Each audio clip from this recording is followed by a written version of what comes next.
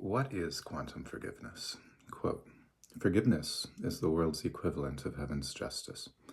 It translates the world of sin into a simple world where justice can be reflected from beyond the gate, behind which total lack of limits lies.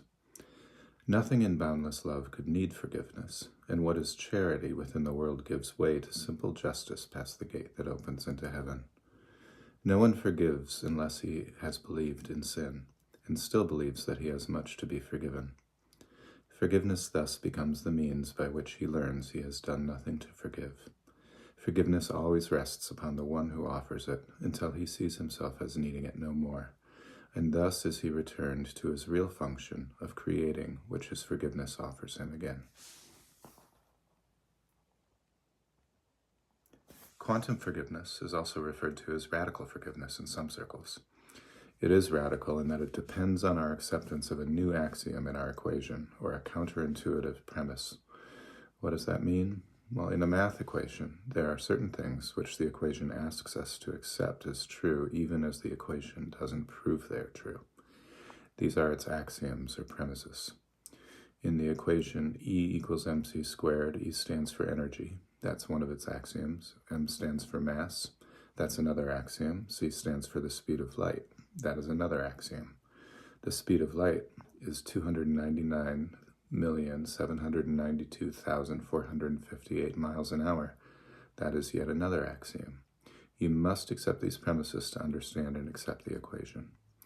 Quantum forgiveness challenges a very basic premise or assumption we have about this world, that the world is happening independently of our minds.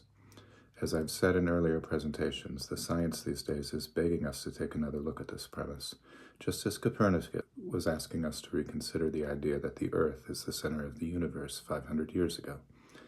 The great mathematician Edward Frankel points out that in Copernicus's time, one of the logical reasons why the truth he was presenting took so long to gain any traction, a few centuries by most accounts, is the assumption that everything we were experiencing was already explainable from the orientation that the Earth was the center of the universe. People saw no need to question this assumption or even to consider the fact that it was just an assumption.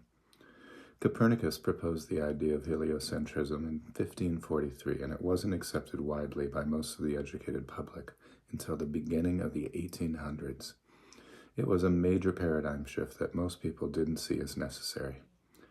The paradigm shift that is required of us now will inevitably be accepted widely at some point in the future, simply because it is true, and the truth will always be accepted in the end. The implications of accepting this truth are far-reaching.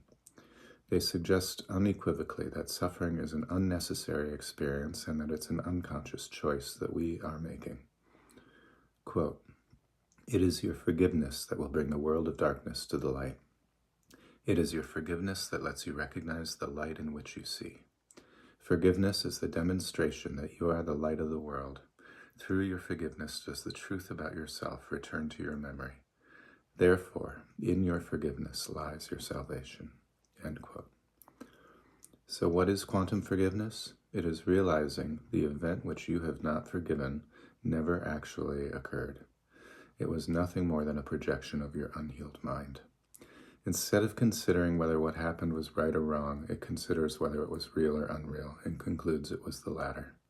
Instead of considering whether it should have happened or not, because to consider that you would have to accept the premise that it's asking us to reconsider, it looks at the mechanics of why it appeared to have happened in the first place. Let's contrast this with the conventional form of forgiveness which the ego subscribes to.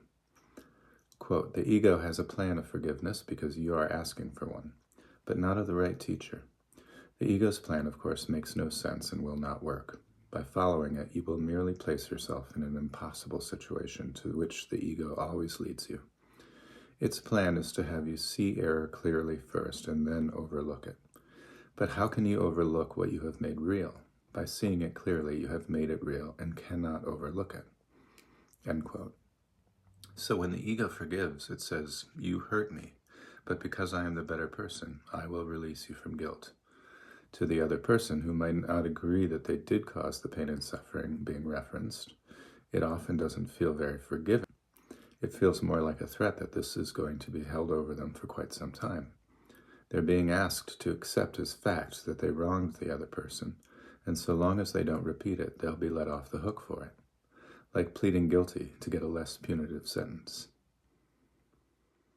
What we gain by practicing the ego's form of forgiveness is a temporary relief from our own guilt, because we have covered it up with righteousness. We are now above, and the person we are forgiving is lesser than us. The absolute fact of their equal worth is overlooked. It's a quick fix, and quick fixes offer only temporary relief at best. When egos get their hands on guilt, they tend to treat the guilt like a hot potato, passing it back and forth. Sometimes an ego will pass the guilt to their parents for ruining their lives in the first place. Sometimes they'll even point their accusatory finger at God or to the universe. Because we keep whatever we give away, this doesn't permanently remove the guilt. If we watch our thoughts carefully, we'll see that the guilt comes back around again and again, strengthened a little each time. We've added feeling guilty for trying to make someone feel guilty to the pot. So quantum forgiveness is the only kind that actually works. It actually results in true healing. In the realm of heaven, forgiveness is unnecessary because in heaven we weren't condemned in the first place. But in this realm, this radical forgiveness is very much needed, especially now as the chaos is gaining an edge over order. That's all for today. Thank you again for watching, and please follow this channel and share it with friends if you find it helpful.